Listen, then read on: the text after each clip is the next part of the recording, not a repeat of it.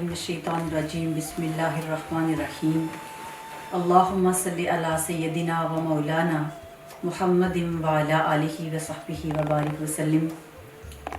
तमाम नाज़रीन व सामीन अस्सलामु अलैकुम व रहमतुल्लाहि व बरकातुहू। फरमान नबवी सल्लल्लाहु अलैहि वसल्लम है, रमज़ान का तीसरा अशरा जहन्नुम से आज़ादी का अशरा है। नाज़रीन इकराम, अल्लाह रब्बुल इज़्ज़त ने रमज़ान मुबारक का दरवाज़ा अपनी रहमतों और बरकतों से खोला, फिर दूसरे अशरे में अपने बंदों को मग़फ़िरत और बख्शिश की नवीद सुनाई। आज 21 रमज़ान मुबारक और माह सियाम के आखिरी अशरा का आगाज़ हो चुका है। नाज़रीन इकराम, यूँ तो रमज़ान मुबारक का सारा महीना रहमतों और बरकतों का हामिल है, लेकिन आखिरी अशरा इसकी बहुत ज़्यादा अहमियत और फजीलत है। जिस तरह रमज़ान मुबारक को साल के बाकी 11 महीनों पर फजीलत और बरतरी हासिल है, इसी तरह रमज़ान मुबारक के आखिरी अशरा को पहले 2 अशरों पर बहुत ज़्यादा फजीलत और कमालात हासिल हैं।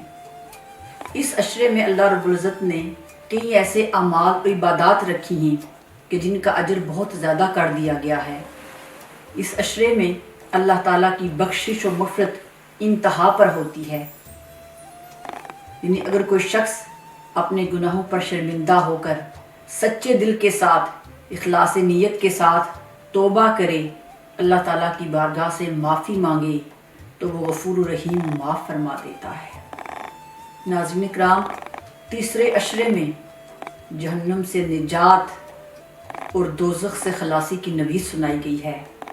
आइए हम सब देखते हैं कि सरवरे कौनैन सल्लल्लाहु अलैहि वसल्लम किस तरह आखिरी अशरा गुजारा करते थे। हमारे आका व मौला सल्लल्लाहु अलैहि वसल्लम रमज़ान के आखिरी अशरे में सारी सारी रात जाकर इबादत किया करते थे। और सैयदा आयशा सिद्दीक़ा रज़ियल्लाहु ताला अन्हा फरमाती हैं, ये हदीस मुबारका बुखारी और मुस्लिम में मौजूद है कि जब रमज़ान का आखिरी अशरा आता तो आका अलैहिस्सलातु वस्सलाम सारी सारी रात जागा करते थे और अपने घर वालों को भी जगाया करते थे। सारी सारी रात इबादत में मसरूफ़ रहते।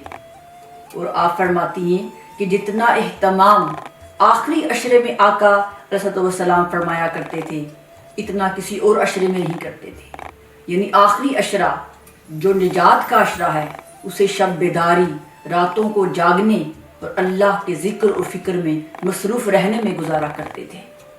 नाज़रीन इकराम, रहमत कौनैन सल्लल्लाहु अलैहि वसल्लम का आखिरी अशरा में गैर मामूली इबादात का अहतमाम करना इस बात की निशानदही करता है कि तीसरा अशरा अल्लाह ताला की बारगाह में कितनी बरकतों, फजीलतों और कमालात का हामिल है। इस अशरे की एक एक घड़ी, एक एक लम्हा बहुत कीमती है, क्योंकि ये अशरा एक मुसाफिर को मंजिल तक पहुंचाता है। और कितने खुशनसीब हैं वो लोग, कितने खुशनसीब हैं अल्लाह के नेक बंदे जो इस अशरे को इबादात के साथ, तौबा के साथ, मनाजात के साथ गुजारेंगे और अल्लाह ताला की बारगाह से इनामात के हकदार ठहरेंगे। आखिरी अशरे की फजीलत इसलिए भी ज़्यादा है कि इस अशरे में अल्लाह के नेक बंदे इतिकाफ़ बैठते हैं।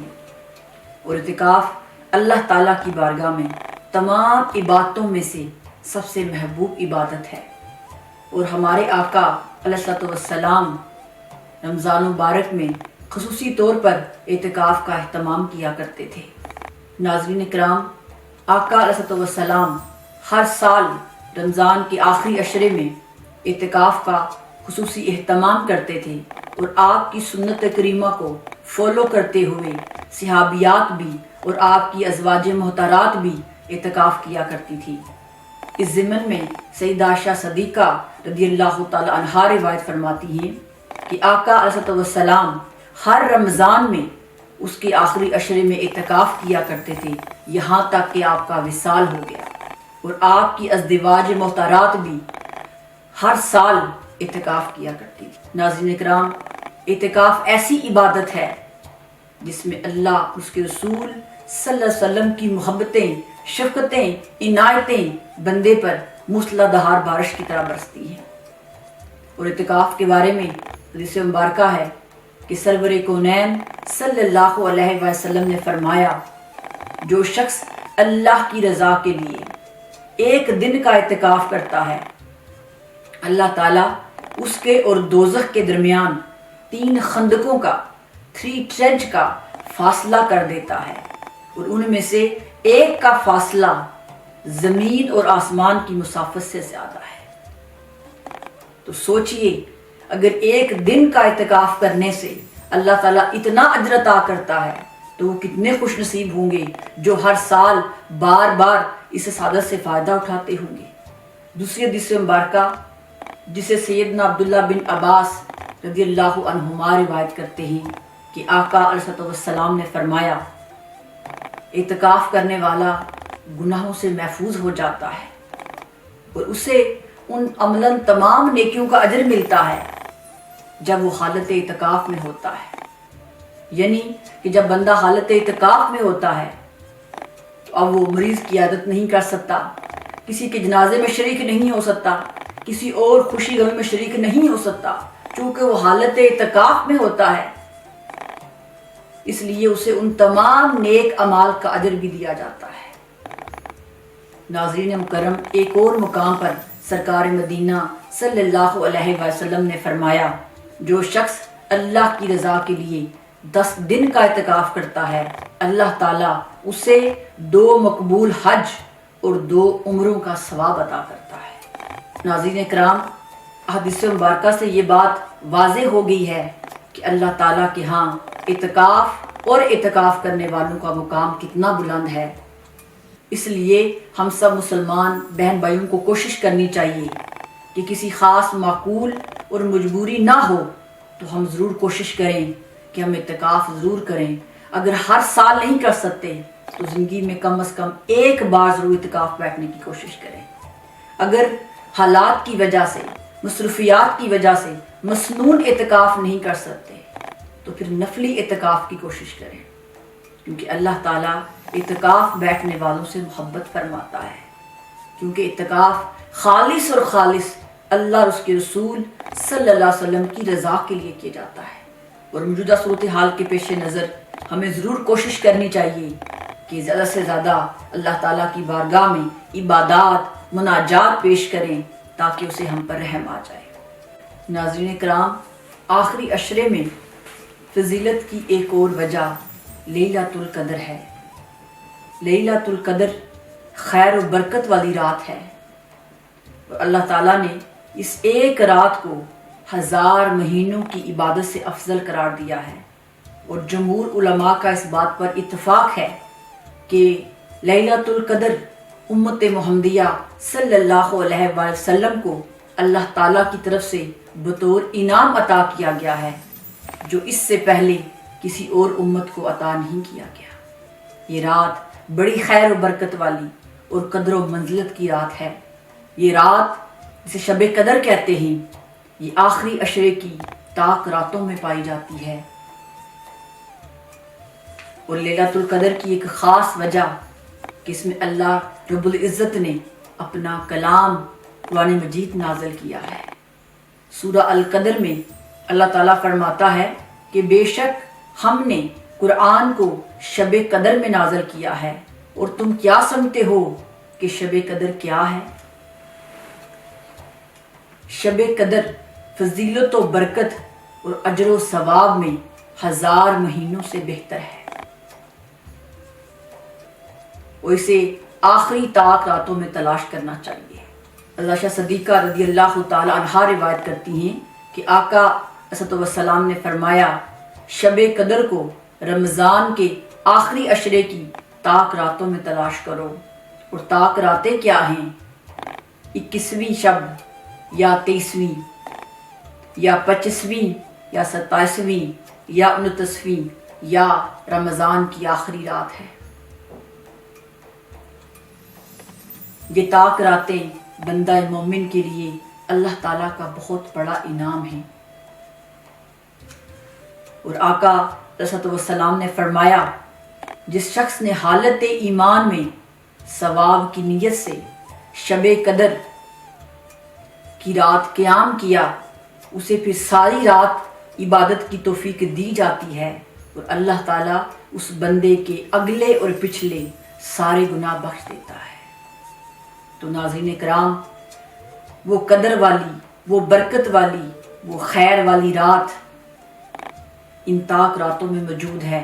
آئیے ہم سب مل کر اس خیر و برکت والی رات کو ڈھونڈیں اور اللہ تعالیٰ کی بارگاہ سے بے پناہ انعامات اور فضل کو پائیں۔ ناظرین کرام، تاجدار انبیاء صلی اللہ علیہ وسلم کی ذات ہمارے لیے اسوہ اور نمونہ ہے اور ہم سب اللہ کی رحمت، بخشش اور مغفرت کے محتاج ہیں۔ جو مالک ہیں جنت کے، وہ آخری عشرے کو عبادتوں، ذکر و فکر اور مناجات کے ساتھ سجایا کرتے تھے اور یہ ہمارے لیے سنت بنا دی گئی ہے کہ جو جنت کے مالک ہیں وہ مالک ہو کر اللہ کے حضور ایسے پیش ہوتے ہیں، تو پھر امت کو بھی چاہیے کہ اس آخری عشرہ کو ضائع نہ کرے۔ اس کی گھڑیاں بڑی بابرکت ہیں، اس کے لمحے بڑے سعادتوں والے ہیں۔ ہمیں چاہیے کہ ان سعادتوں کو، ان لمحوں کو اللہ کی یاد میں، اس کی عبادت میں گزاریں۔ اور ناظرین کرام، اللہ تعالیٰ کی اپنے بندوں سے محبت کا عالم تو دیکھیے۔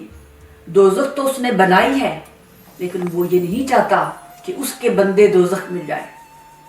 اسی لیے اس نے ہمیں دوزخ سے بچنے کی دعا بھی سکھا دی ہے، جو آخری عشرہ میں ہمیں کثرت کے ساتھ دعا کرنی چاہیے کہ اللہم اجرنی من النار، اللہم اجرنی من النار، اے ہمارے رب ہمیں دوزخ کی آگ سے بچا، ہمیں دوزخ کی آگ سے پناہ عطا فرما۔ تو ہم سب کوشش کریں کہ کثرت کے ساتھ بار بار اس دعا کو پڑھیں، کیونکہ یاد رکھیں مانگنے والے کو ضرور عطا کیا جاتا ہے۔ وہ رب رحمان ہے، اپنے در پر آئے ہوئے سوالیوں کو واپس نہیں بھجواتا، وہ کچھ دے کے ہی بھیجتا ہے۔ تو جو مانگو گے وہ عطا کرے گا، تو پھر کیوں نہ اس سے اپنی معافی اور نجات کا سوال کریں اور اتنا روئیں، اتنی دعائیں کریں، اتنی مناجات پیش کریں کہ اس کی رحمت کو جوش آ جائے۔ اور ناظرین کرام، جیسے رمضان ہمارے پاس مہمان بن کر آیا ہے، اور مہمان کبھی زیادہ دیر کسی کے پاس ٹھہرا نہیں کرتے، وہ آ کر چلے جایا کرتے ہیں۔ اسی طرح رمضان بھی ہمارے پاس آیا اور اب ہم آخری عشرے کے دروازے پر کھڑے ہیں۔ ان لمحوں کو، ان گھڑیوں کی قدر کریں۔ یہ پھل لینے کا وقت ہے، جیسے کسان کھیتی لگاتا ہے، بیج بوتا ہے، پھر پودا لگتا ہے، اس کی جب فصل پکنے کا وقت ہوتا ہے، جب پھل لینے کا وقت ہوتا ہے، تو پھر کسان زیادہ احتیاط کرتا ہے۔ ہم نے بھی اللہ کی رضا کی خاطر اپنی خواہشات کو مارا، اپنے نفس کو کچلا، بھوک اور پیاس کو برداشت کیا، راتوں کو قیام کیا۔ اب ان ساری عبادتوں کا، ان ساری محنتوں کا اجر لینے کا وقت ہے۔ اب ہمیں جاگتے رہنا چاہیے،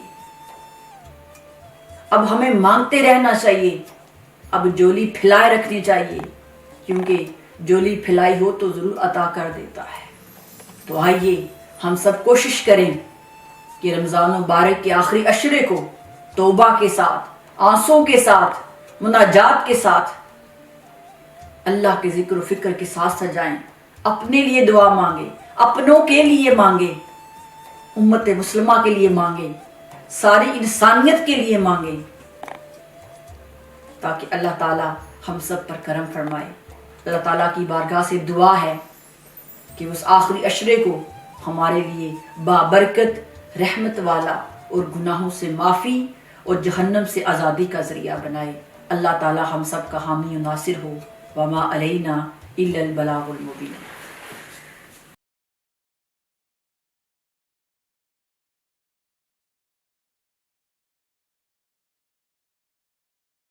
کرونا وائرس کووڈ 19 کی موجودہ کرٹیکل سچویشن سے آپ سب بخوبی آگاہ ہیں۔